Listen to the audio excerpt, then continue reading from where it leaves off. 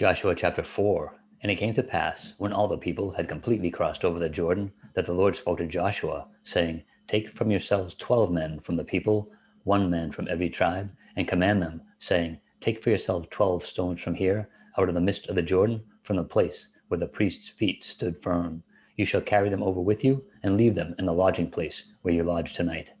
Then Joshua called the 12 men whom he had appointed from the children of Israel, 1 man from every tribe. And Joshua said to them, Cross over before the ark of the Lord your God into the midst of the Jordan, and each one of you take up a stone on his shoulder, according to the number of the tribes of the children of Israel,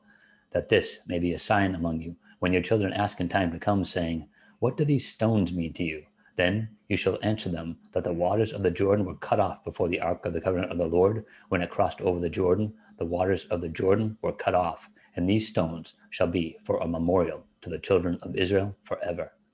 And the children of Israel did so, just as Joshua commanded, and took up 12 stones from the midst of the Jordan, as the Lord had spoken to Joshua, according to the number of the tribes of the children of Israel, and carried them over with them to the place where they lodged, and laid them down there. Then Joshua set up 12 stones in the midst of the Jordan, in the place where the feet of the priests who bore the ark of the covenant stood, and they are there to this day. So the priests who bore the ark stood in the midst of the Jordan until everything was finished that the Lord had commanded Joshua to speak to the people, according to all that Moses had commanded Joshua, and the people hurried and crossed over.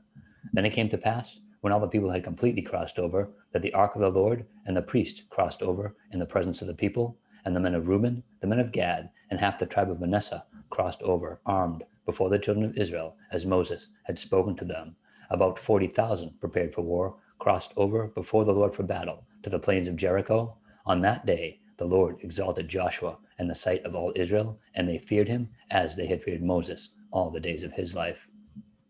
Then the Lord spoke to Joshua, saying, Command the priests to bear the ark of the testimony to come up from the Jordan. Joshua therefore commanded the priests, saying, Come up from the Jordan. And it came to pass, when the priests who bore the ark of the covenant of the Lord had come from the midst of the Jordan, and the soles of the priests' feet touched the dry land, that the waters of the Jordan returned to their place and overflowed all its banks as before.